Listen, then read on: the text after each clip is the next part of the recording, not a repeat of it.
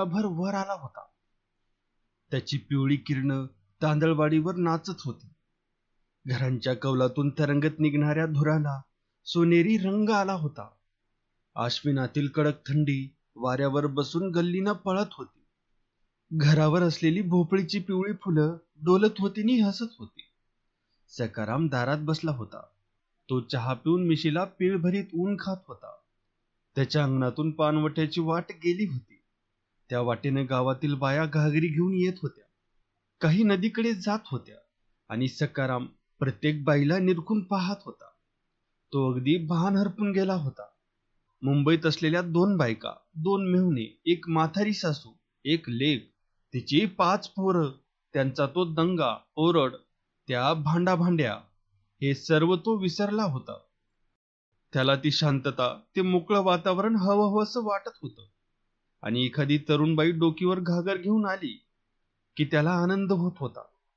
आणि त्याच वेळी आपल्या भांडखोर बायकोची आठवण होऊन तो वरमत होता आणि पुन्हा त्याचं मन मुंबईला विसरून बसत होतं. वाण्याची गुन्हा आली तेव्हा सकाराम बावचळून गेला. आणि त्याच वेळी मीरा आली. तिनं डोकीवर पितळची घागर घेतली होती. तिची आटोपशीर उंची, भरदार काया, गव्हासारखा रंग, रेखीव चेहरा, पाणीदार डोळे, दमदार चालणं, अंगातील तंग चोळी, तिने घातलेली तंग कास, हे सर्व पाहून सकारामला तिरमिरीच आली. मग तो त्या देखण्या मीराचाच विचार करू लागला. देवानं रूप द्यावं तर असं द्यावं, असं म्हणून त्यानं मीराची पाठमोरी आकृती पाहिली. तीही त्याला तशीच मोहक दिसली. तो मनात म्हणाला, बंधा रुपया, दोन्ही बाजूनी सारखा, कसा बी चालवावा. इतक्यात मीरा आडाला गेली आणि त्याची नजर चरफडत फिरली. तसा तो चटकन उठून मीराची पावलं पाहत तिच्या मागून चालू लागला. सकाराम मुंबईत रेल्वेत नोकरी करीत होता. 2 बायका गिरणीत काम करीत होत्या. एक भाऊ 150 रुपये पगार आणीत होता. दर महिन्याला सकाराम 500 रुपये मोजीत होता. त्यामुळे गावात त्याचा बोलबाला झाला होता. त्याच्या शब्दाला किंमत आली होती आणि त्याची गुरमीही वाढली होती.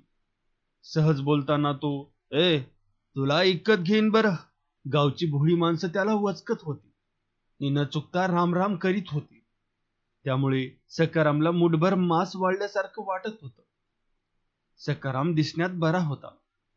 अंगानं सडपातळ पण बळकट होता. त्याच्या डोकीचे केस पांढरे होते. निमिषाचा रंग काळा होता. मीराचा विचार करीत सकाराम मीराच्या घरी आला.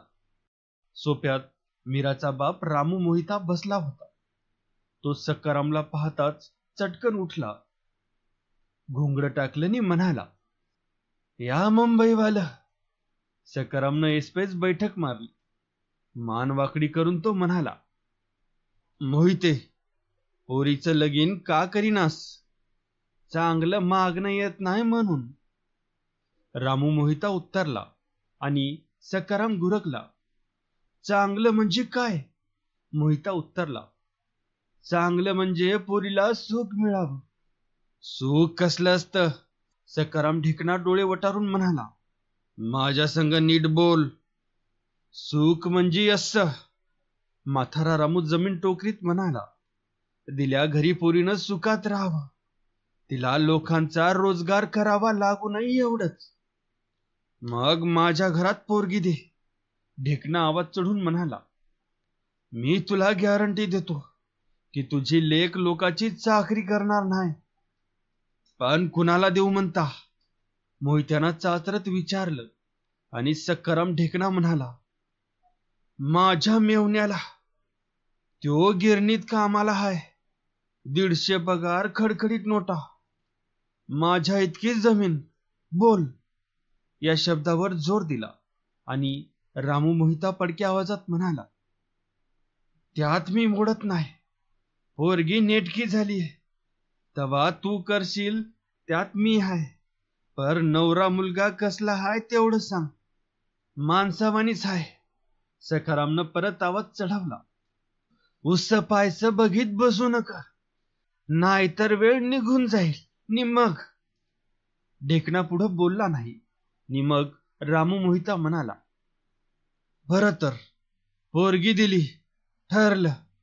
नुसती पोरगी न ग, हुंडा बी दे, सकाराम म्हणाला.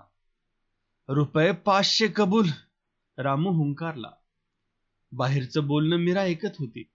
अगदी स्वप्नात घडावं तसं ते लग्न ठरलेलं ऐकून तिला आनंद झाला. तिच्या डोळ्यापुढं अनंत सुख तरळू लागली. कल्पनेनं तिचा भावी संसार साकार केला आणि ती तल्लीन झाली. तिच्या हृदयात एक नवी हुरहुर उठली. सकाराम ढेकणा मीराचं लग्न नक्की करून मुंबईत गेला. त्यानं म्हाताऱ्या सासूला बाजूला घेऊन तंबी दिली.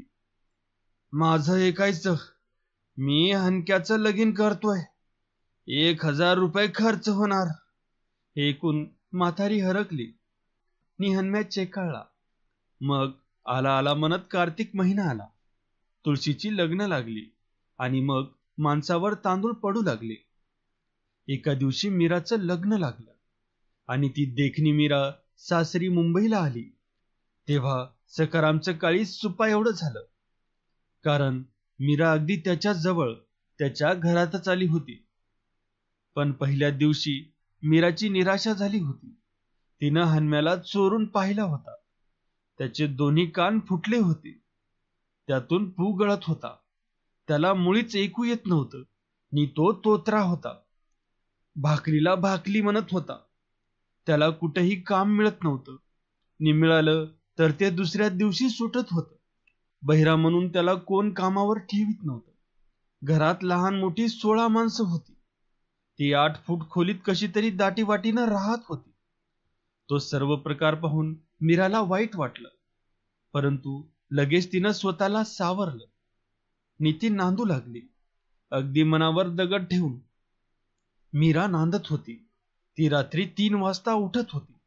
16 माणसाचे जेवण करीत होती. पुन्हा दुपारी तेवढा स्वयंपाक, पुन्हा पाणी, धुनी, झाडलोट नि भांडी घासणं यात तिचा दिवस जात होता. रात्री 12 वाजता ती डोकं टिकीत होती. तिला एका कोपऱ्यात जागा मिळाली होती. एक फाटकी गोदडी अंथरून ती पडत होती. हनम्या अंगणात खुरमुंडी घालत होता.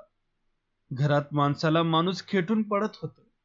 2 बायका, सकाराम, त्याची लेक, ती म्हातारी, 5 पोरं यांच्या गर्दीत मीरा पेटत कुढत जगत होती. आणि एकाच महिन्यात म्हातारी सारू भडकली. तिनं निराळच कुरकुर सुरू केली. सून मिळाली पर देखणी मिळाली. तिला माझा हनम्या दिसेना. ती त्याच्याकडं डोळा उघडून नुसतं बघीना. आता माझ्या पोराचा संसार कसा होणार. म्या ₹1000 खर्चून ही आग पदरात घेतली. आणि या म्हातारीच्या बोलानं मीराच्या काळजाला आग लागू लागली. आपण एका भयंकर परिस्थितीत आहोत. हे घर म्हणजे विंचवाचं पेव आहे. इथं मी कधी सुखी होऊ शकत नाही. आपली सासू या घरात वनवासी गरीब म्हणून राहत आहे. हा नवरा कधी सुधारणार नाही. त्याला नोकरी मिळणार नाही. तो असा दारात पडणार नि आपल्याला या 16 माणसाची गुलाम बटीक होऊनच राहावं लागणार. याची मीराला जाणीव झाली. ती चोरून रडू लागली. तो थोडासा एकांत मिळताच स्वतःच्या तोंडात मारून घेऊ लागली. दिवस कलता झाला. चाळीतील वातावरण कोंदटलं होतं. अंगणात डांबरट पोरं धूळफेकीचा खेळ खेळत ओरडत होती, रडत होती. मीरा संध्याकाळचा स्वयंपाक करीत होती. सासू बिथरून बसली होती. हनम्या सकाळी चिक्की विकायला गेला होता. कवाच तुझं डोसकं जाग्यावर येणार नाही, म्हातारीनं आरंभ केला. जरा उशीर विचार करून नाक फुगून ती परत म्हणाली, माझा गरीब हनम्या तुझ्या मनात भरत नाही. आत्ती असं का म्हणता, मीरानं हळूच पण चिडक्या स्वरात विचारलं. आणि म्हातारी अधिकच भडकून म्हणाली, माझं बराबर हाय. तू हनमू संग बोलत नाहीस नी तो दिसला की ढुंगण का फिरवतीस सांग. काय बोलू मी. मीरालाही राग आला. म्हणाली, तुम्ही मला बोल लावू नका. माझ्या केसात उवा पडल्या. मला डोकीत बघायला वेळ मिळना. मग कशी बोलू नी काय बोलू. दुसऱ्या बायका नवऱ्यासंग काय बोलतात तेच बोल. आणि म्हणशील कशी बोलू तर एक. याच घरात इतकी माणसं असताना हौसाला 5 लेकरं झाली. हे ऐकून मीरा संतापली. म्हणाली, तसलं मी करणार नाही. जनाची नसली तर मनाची असावी. काय म्हणालीस? म्हातारी कडाळली. एकदम भुव्या चढून म्हणाली, मग म्या 1000 रुपये खर्च काढून तुला सून केली, ते कशाला? तू हनम्याला बघून कपाळाला आट्या घालतीस, दुसरा गडी दिसला की हिरणीवाणी बावरतीस, त्याचं नाव काय? ते मला खपणार नाही.